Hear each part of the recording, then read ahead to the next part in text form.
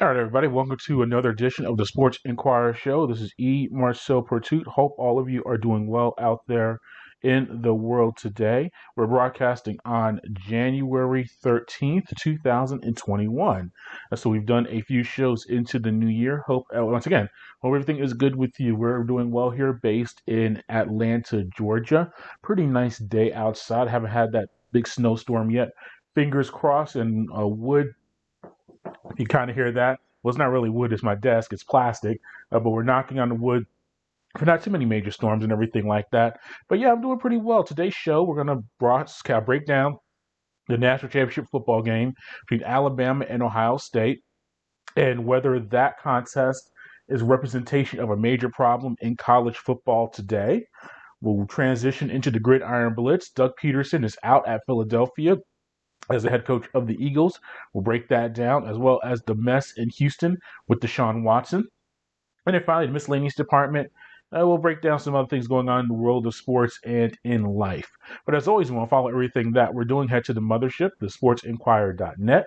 That's where you get all of our content from our podcast, such as the one you're listening to now, our exclusive interviews with different entities in the world of sports. We have been very active in the college sports scene, particularly in basketball. You can head to our site and hear all of those content, especially from Georgia State athletics. We've been very fortunate to get some good content on there. So make sure you head to the site and check that out. You go to our Twitter and Instagram pages, which are under Sports Inquirer, all one word, and you do a search on there, and you like us, subscribe, and you'll get everything that you need as far as that goes. Also, our Facebook page, go to The Sports Inquirer.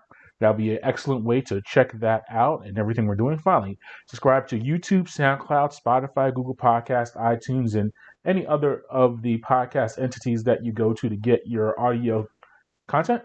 And just search The Sports Inquirer. We'll pop right up, and you can like us and follow us on there.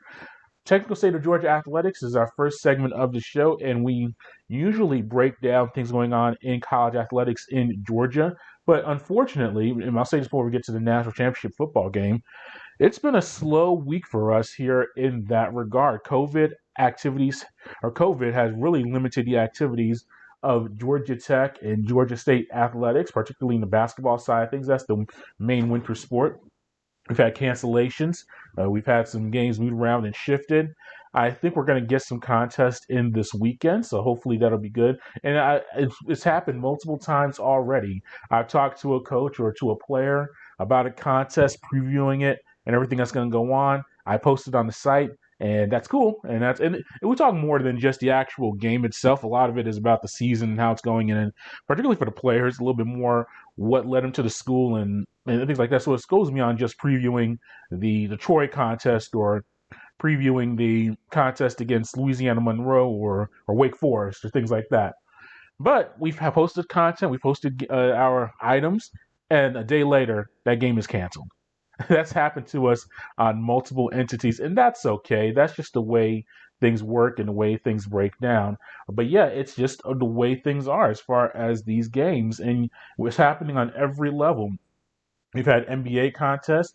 We literally are was going doing. I was listening to. I was putting down my notes and everything, and I got the scroll about the Atlanta Hawks game tonight against the Phoenix Suns. It's supposed to be in Phoenix, and it's canceled or postponed. They're using the word postponed as far as these contests because of COVID-related issues. The Boston Celtics have had multiple games postponed. We saw the Hawks play the Philadelphia 76ers a few nights ago, like 2 nights ago, and yeah, it was on the 11th. And I think Philadelphia dressed 8 players, if that.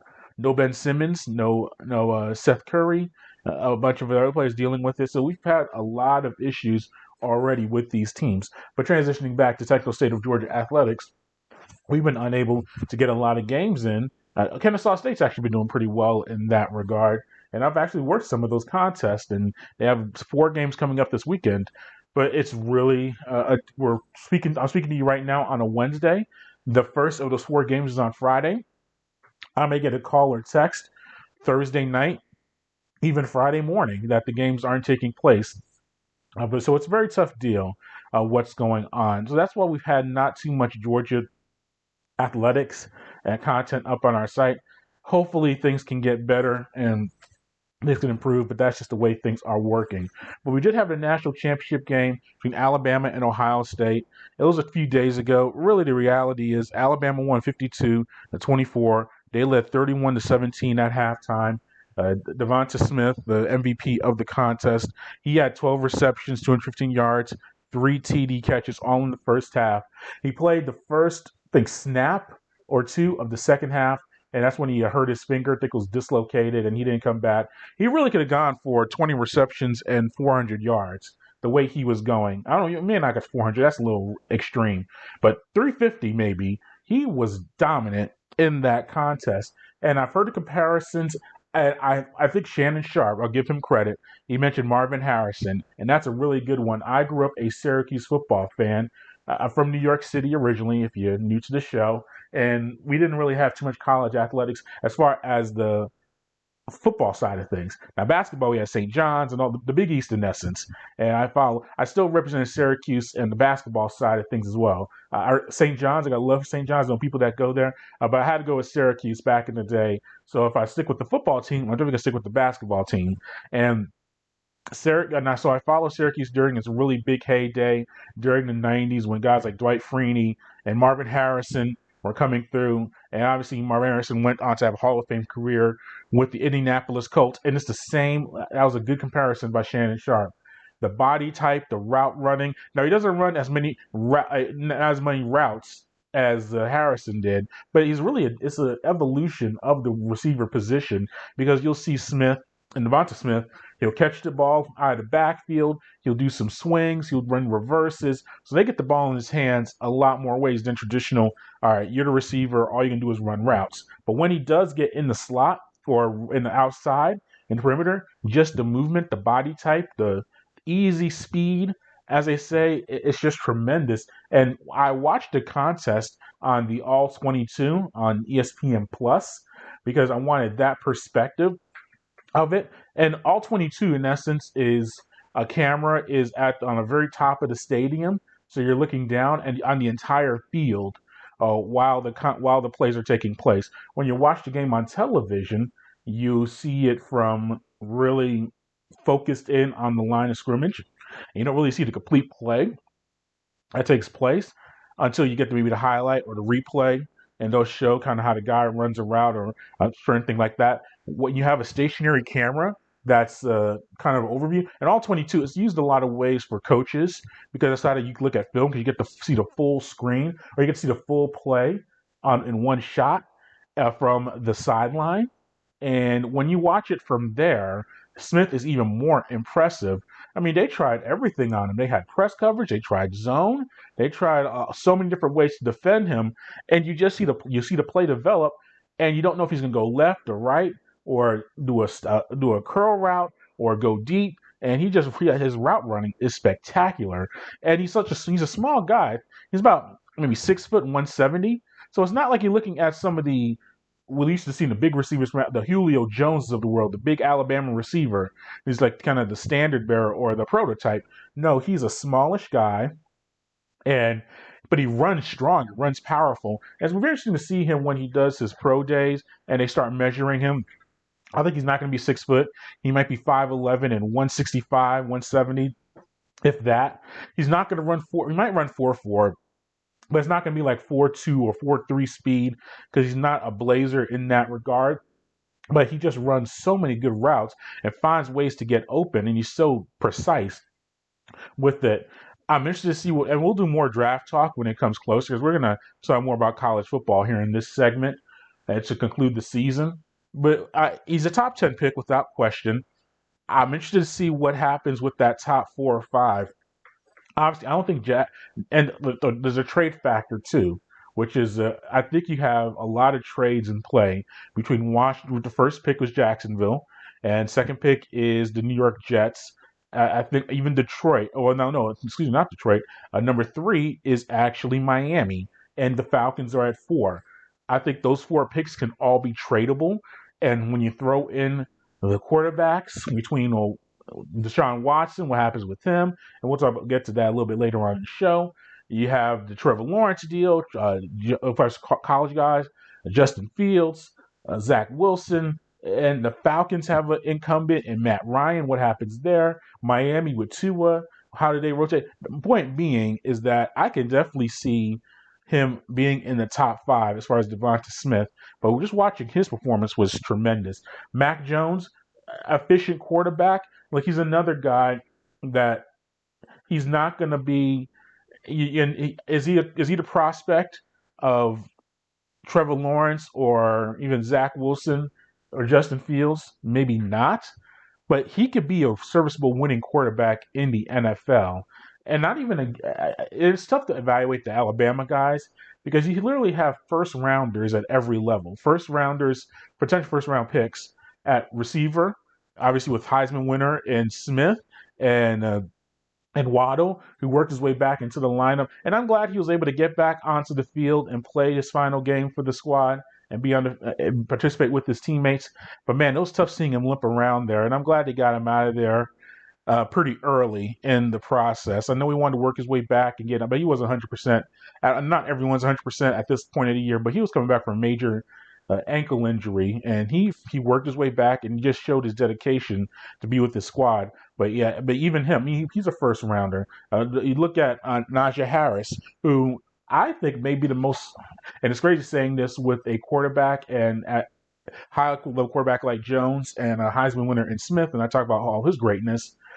Harris may be the most valuable player on that team, just as a running back, because he runs the ball so well. He can catch it out of the backfield, 20 plus rushing touchdowns. Are you kidding me? In this season, a shortened season, all SEC, all Power 5 contest, tremendous effort by him. He's a first rounder. He might be in the top. He might be in Ezekiel Elliott, Leonard Fournette top 5 discussion when it all comes down to it. So it's tough to evaluate Jones in that regard as far as quarterback with all the talent that surrounds him. But a tremendous performance for him. He threw for 500 plus yards in the contest. Oh, actually, not 500. I'm short. 5 touchdowns. That's what I meant to say. 464 passing yards, 5 touchdowns, no interceptions. He rolled in that contest. And it really wasn't a contest at all. There were times Ohio State had some moments, gained a little bit of momentum, and got within one possession. But outside of that, it was Alabama's time to roll. And Ohio State, I think the Ohio State's a very good team. I think it meant against most other squads, saw what they did to Clemson.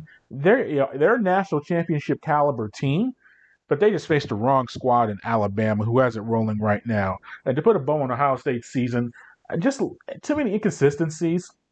Well, not too many. I mean, they made a championship game, but you kind of saw that they are national championship caliber team, but it just was completely there for them. And you look at Justin Fields, I think he had, by his standards, an up and down season. We saw the multiple interceptions thrown against Indiana. We saw the Big Ten championship game against Northwestern. He had his struggles there. But we also saw a tremendous highlight performances against teams like Clemson, even with the busted ribs. And I think he was not 100%. I think those ribs are either broken or, I mean, I think they shot him up before the contest so that he can get it numb, and it probably wore down later on in the contest. He was not his full Justin Fields presence in his way in that contest. Not an excuse. I don't think Alabama would have. I mean, I don't think Ohio State would have beat Alabama in that contest anyway. I think Alabama is just one of those squads that it's just a special thing they have going there. But I think Ohio State had a good year. I think Fields, he'll be a top 10 pick. Whereas I saw Todd McShay had him going, I think in the top 15 or 16 in the draft to the New England Patriots. The Patriots they can dream as much as they want. He is not going to last that long. When you have a guy of Fields' credentials, 2 good years at Ohio State last year, it was obviously a much better year than this year. But you have you see his talent, you see his size. He's going to be a top 5 pick easily, top 10 pick, possibly top 5. So Ohio State have to deal with that. But going back to Alabama, 7 national titles overall for Nick Saban. Remember, he won his first national title as an individual head coach with LSU. 6 at Alabama, surpasses Bear Bryant. The superlatives are all there. He is, I think, his greatest college football coach of all time. I mean, you can look at the short list of guys from Bear Bryant, Woody Hayes. If you want to go more modern, Bobby Bowden, Goes to those type of guys who have done it. Bud Wilkerson, if you want to go really old school, with the Oklahoma squad, and then if you want to go to some of the Army coaches and Notre Dame coaches back in the day, without question. But in this current era, limited scholarships, and that's something that is not discussed as much as it should be. There were times where the Oklahomas, Nebraskas, Alabamas, Notre Dames could have up to 100 players on the team easily, and like all be under scholarship or most of them under scholarship. You have scholarship limitations now. You have much tougher schedules. You have with more conference games. Nick Saban is doing this in the SEC when this is maybe the strongest overall that the SEC has ever been during his era.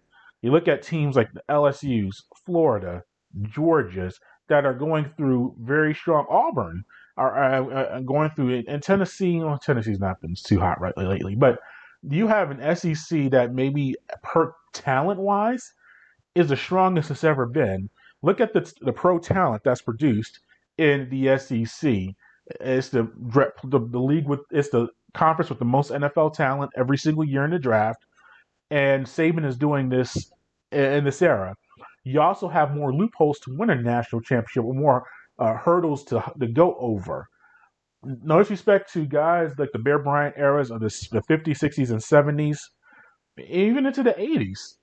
You win your 9 regular season games. You go to the Rose Bowl or the Sugar Bowl or Cotton Bowl.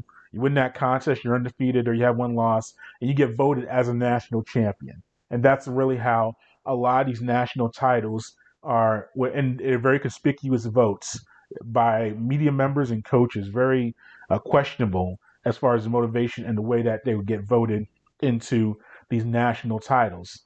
And you also got breaks as well. Say you're out, we'll stick with the Alabama thing. Alabama is the number 1 team in the country in the Bear Bryant era.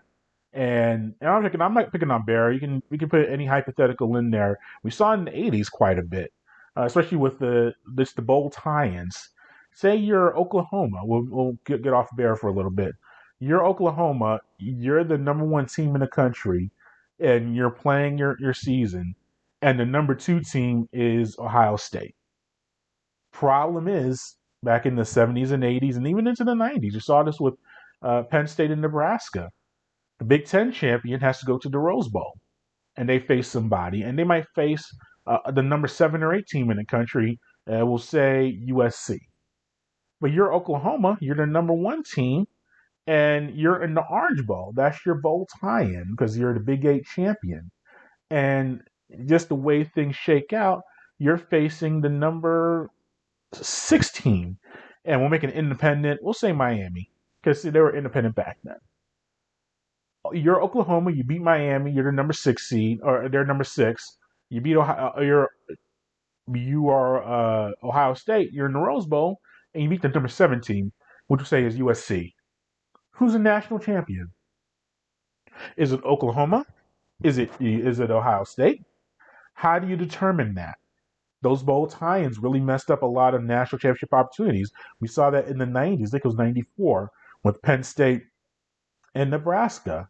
We saw that in the 90s, even with Colorado and Georgia Tech. They had tie-ins that they could not play against each other, and so you have split national champions. That doesn't happen now. There's no way. You can't say Alabama, if you're Alabama, we're tied to the Sugar Bowl. We can't play Ohio State because they're tied into the Rose Bowl. They're playing each other on the field. There's none of that exists anymore because of the current situation. It started with the BCS, and now we have a playoff. So it's a lot harder to win a national championship a backdoor way.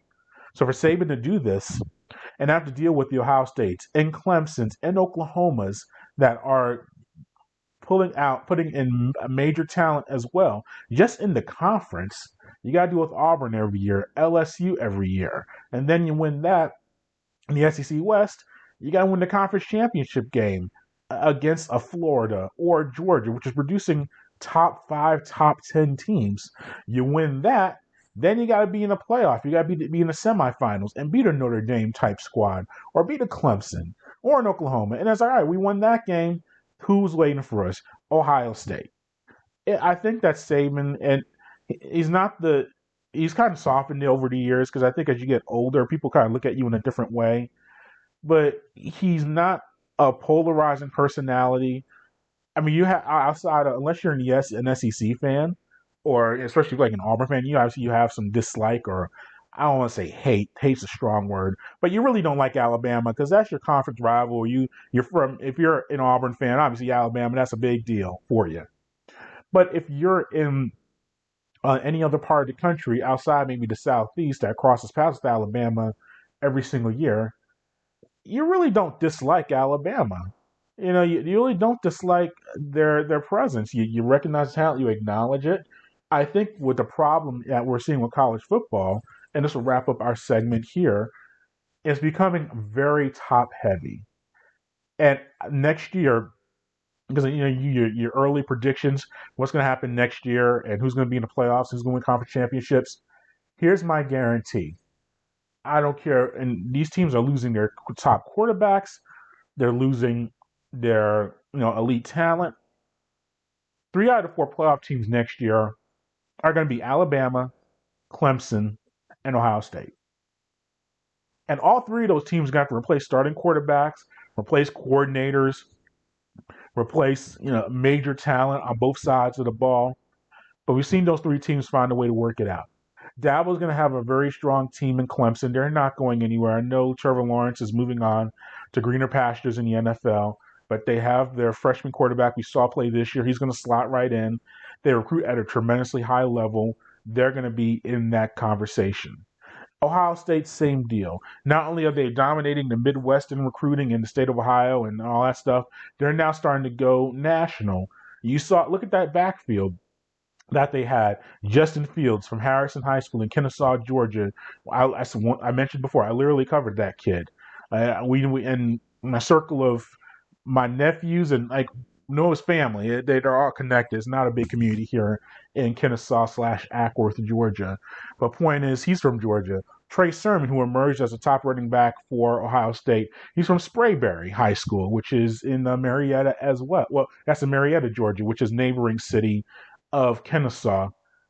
They're starting to recruit, and I covered Trey as well. I'm getting old with all my stuff. But point being is that they're starting to get, and Trey went to Oklahoma originally, transferred into Ohio State. Well, same thing with Justin Fields. He went to Georgia originally, University of Georgia, played for the Bulldogs, transferred into Ohio State. But they're starting to get national talent. You start to see a lot of players from California, Texas, Georgia. They're really in Florida. The Ohio State's starting to get national talent on their campus. Same thing as Georgia as well, University of Georgia and Clemson. They're recruiting all over. So point being, Ohio State is bringing a lot of guys. Ryan Day is a very good coach. They're going to be in the playoffs. They are head and shoulders above any team in the Big Ten. And if they're going to go undefeated in the Big Ten and win their conference championship, they're going to be in the playoffs. That fourth team, you can rotate it. This year it was Notre Dame. Next year it could be Oklahoma. The year after that, maybe Oregon steps up, maybe a USC. So you have that going. It could be a second SEC team, in that way. It could be a second. Well, Notre Dame's not part of the ACC technically anymore as far as football goes. But the point is that fourth team, you can kind of rotate that in there. My point is that if you are, I look at it this way. If you're a fan of Kansas State, or you're a supporter of Penn State or Virginia Tech, you know what your peak is as far as your season already. You can maybe win 7 on typical season, not the shortened pandemic season that we saw here. You're going to win your 7 to 8 games, maybe even 9 or 10. If you get lucky, maybe get double digits. You probably play in maybe a decent bowl, and that's it. It's not like NFL and a lot of other sports where you come into your season and you're like, hey, we may not win a championship, but we could be a playoff team. We could have a winning record. We can roll in that way. College football, it's really, and there's no solution to it. you hear all the alternatives, extend the playoffs. No. If you extend the playoffs and then you let some of the non-power 5 teams in there, you let a Cincinnati in there or Central Florida or Boise State, teams that we've seen emerge in Coastal Carolina, much respect to the Sun Belt. We've seen those teams kind of emerge as, hey, we could be a New Year's 6 or bowl team. So instead of Alabama beating Notre Dame in the first round, they'll beat Cincinnati in the first round, or Coastal Carolina. Those are very good teams, and those are tremendous coaches. The upset factor is not there as much. So if you send the playoffs to 8 teams or 16 teams and try to have buys and all that other stuff, in the end, you're still going to have the trio of Alabama, Clemson, and Ohio State in the finals in some way. That's just the reality of it. So I think that's a turnoff for a lot of people. It's weird because we're in the Southeast, based here in Atlanta, and we do cover Georgia football, and they're usually kind of in the running as well for national championship aspirations and SEC championships and things like that. But so I don't. But I look at it from that perspective. But I also look at it from when I was a New Yorker and I grew up there. And if I was very northeastern based, why would I have interest in the college football season? Just taking a championship game, it'll be Alabama against somebody. And I think that's the reality of the impression people have of what's going on in the sport. And that's not a very good thing at all for you to have. So they got to figure that out overall. All right, let's transition to NFL content in a Gridiron Blitz. Doug Peterson out at Philadelphia with the Eagles. We had rumblings about this even before the regular season ended, that the Carson Wentz, starting quarterback for the Eagles, relationship with Doug Peterson was not going well at all. And we saw that really that news come out when Wentz was benched for Jalen Hurts towards the end of the regular season for the Eagles. And you saw that even go further when you had Nate Sudfeld play the final 2 quarters for Philadelphia in their loss to their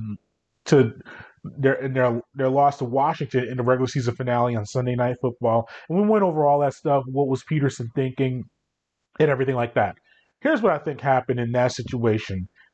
I think Doug Peterson has lost faith in Carson Wentz as a starting quarterback, an elite starting quarterback in the NFL.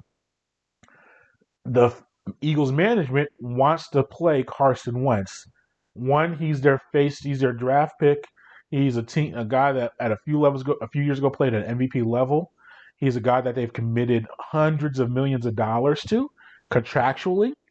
So they don't want him to go anywhere. Peterson does not believe more in Jalen Hurts in that scenario. So you add all of that together, there's a parting of the ways.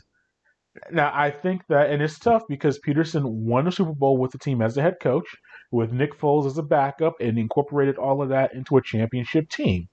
And you also realize that he made the playoffs other times as the coach of the Eagles. This year was very bad. We can all admit that it was not a very good season for Peterson and the Eagles. But where do you go from here if you're Philadelphia? Not only do you have to find a head coach, you got to figure out the quarterback situation. I think with Peterson being fired, in a way, you take care of the quarterback situation. You're going with Carson Wentz. I don't know if Jalen Hurts has much use or value there anymore for a new head coach. But if I'm the new head coach, if I'm going there, and Howie Roseman's still staying there as a general manager, then he's done a below average job with that team. If you look at the roster, you have below average talent on all levels of the team. Now you have your veterans like the Kelseys and your Peters, who are I say all stars, who are Pro Bowlers, all pro level talents. Well, even those guys are getting older. But you look at the receiving group, not very good at all. Running back, the back line, just the entire defense is average to below average as units. And that's on the general manager, Howie Roseman. And so you have a below average roster and you have a quarterback issue.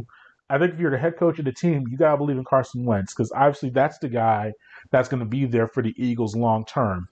Jalen Hurts, I think that if you have him on the roster, that's a quarterback controversy in itself. I think you have to move him, and he played a few games and showed some potential. So I don't think it'll be too hard to move him as far as getting trade value. But you can, if you're going to stick with Wentz, and he's been very sensitive as well, wanting to be traded, didn't like the competition aspect of having a backup that could push him. I think if you're going to stick with Wentz, and that's what the front office wants to do, you got to eliminate the distraction and move Jalen Hurts onto another team. But that's going to be very tough. It's not the best coaching situation, and Philadelphia is a unique city. I know everyone has passionate fans, but Philadelphia is just a different animal. I grew up in the Northeast, and they're they're happy being unhappy. That's what I think Donnie Wall said about Larry Brown one time. It's like he's happiest when he's unhappy. And that's what Philadelphia fans in general. I love Philadelphia, fun city, great city. I had some good times there. But just the sports fan base, particularly when it comes to the Eagles, they like being unhappy in a way. It's odd. They won a championship a few years ago. You think the glow of that would still be going on, but no, they're just an odd bird franchise. But so you put all of that together. If you're a coaching candidate and there are only one of 32 jobs, I've heard that from people as well. It's like no one's going to take the Eagles job. Oh, bull crap! It depends what type of candidate. Yeah, if your candidate has options, you may look at the Jacksonville job with more intrigue, or the Jets job, or Atlanta, Detroit. If you have options, you're like, okay, maybe I can work those situations better. But if you're a guy that has not gotten a sniff as a head coaching position, or you're a former head coach and you want to get back into it, you're going to take that job in a heartbeat because it's still an NFL gig. And I think Wentz, he's not broken. I think he's broken, but it's not unsalvageable. Or I think you can work with it and build him back up. So we'll see what happens there with Philadelphia, with Peterson being out. And then Deshaun Watson in Houston. Just a bad deal going on there. Here's the thing.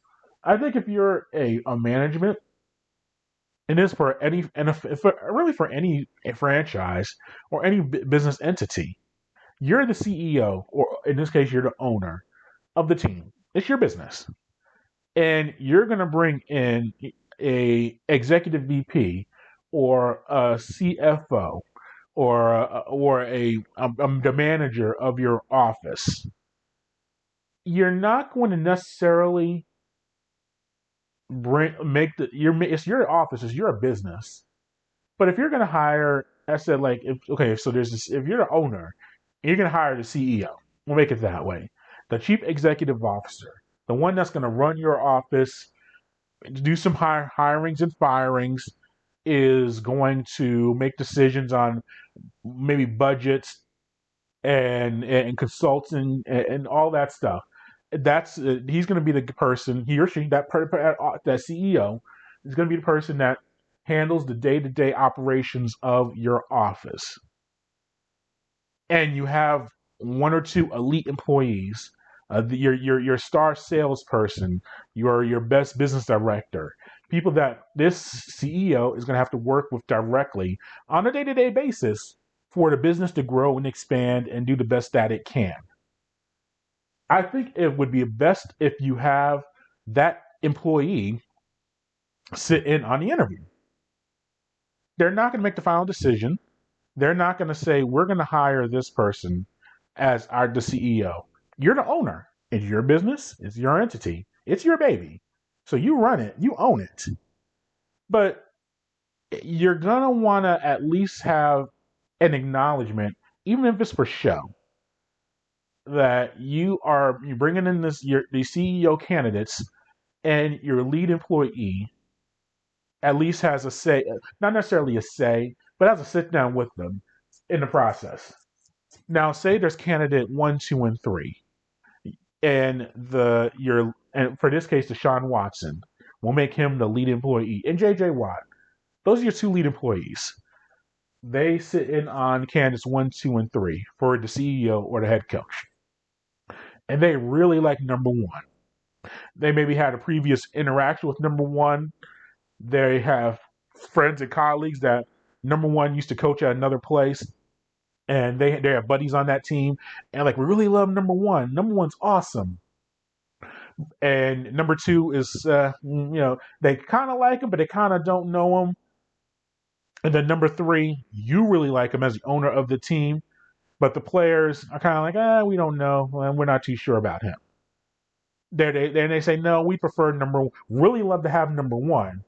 And number two is cool. We're okay with him. But in number three, we really don't want to work with him.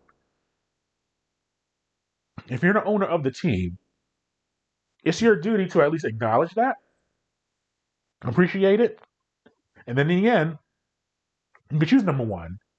And that's cool. Everyone's happy. You can choose number three. And that's you can choose number two. And that's kind of like, okay, everyone's kind of like, well, whatever. Or you can choose number three. You really like the guy. And the players may not be too down with it. But at least you had them in the process. And you had acknowledged them. Now, if Watt and Watson may go back, man, we really like number one. And we all know who these people are interviewing because it's public news who's being interviewed. And they're like, man, we really like number one. We really wanted him to lead our team. And number three, we're not too sure about him. But your reply to that could be, look, we looked at all the people, and this is the person that we're choosing, and you're going to be professional and work with this person. And you can go back to the player and say, look, we didn't eliminate you from the process. You saw it. It's just the way you do business. You consult with your employees of who's going to lead them. And I said a lot of it's for show because it's still your business. But there's a way to finesse it. There's a way to work around it. And Houston has not done that at all with Deshaun Watson. Simple things. Look, you may not like Eric Bieniemy as your head coaching candidate for whatever reason. Every other team, open spot in the NFL wants to see the guy. I would think just do diligent business. And these are Zoom meetings. This isn't like traditional times where you got to fly the person in and it's off your business account and it's just a lot of impossibilities. These Zoom meetings are taking an hour or two max. At least do the interview. Just to appease Deshaun Watson, who's best friends or boys with Pat Mahomes, who Bieniemy is offensive coordinator. We've seen what Kansas City has done over the past few years. Just as a service, do the interview, make Watson happy, and look. If you choose somebody else, you can say, "Hey, at least they acknowledge Bieniemy is our guy." And now they're trying to talk to Bieniemy right now. It's way too late for that stuff. You have a general manager. That deal there. Watson recommended two guys for you to talk to. Talk to at least one of them. And it's not like these guys were, and they were minorities. And I'm not going to go into the whole race thing, but that visually, that's not a good look. I'll say that. At least talk to one of those two guys that you're looking at, that Watson recommended. And if you want to hire the executive from the New England Patriots, that's cool too, if you want to go that route. But at least acknowledge Watson. And you said that you're going to have him involved in the process, and then you turn your back on him in that regard. It is not a good situation. Houston, I think you look at ownership down. They have questionable ownership. They've had issues in that regard, and it's trickling down into their entire organization. We'll see what happens there with the squad. All right, that concludes today's show. Thanks for listening. Follow us on the sportsinquirer.net. Go to all your social media platforms, search Sports Inquirer, and subscribe to us on the podcast platforms under the Sports Inquirer. Until next time, good fight, good night, be safe.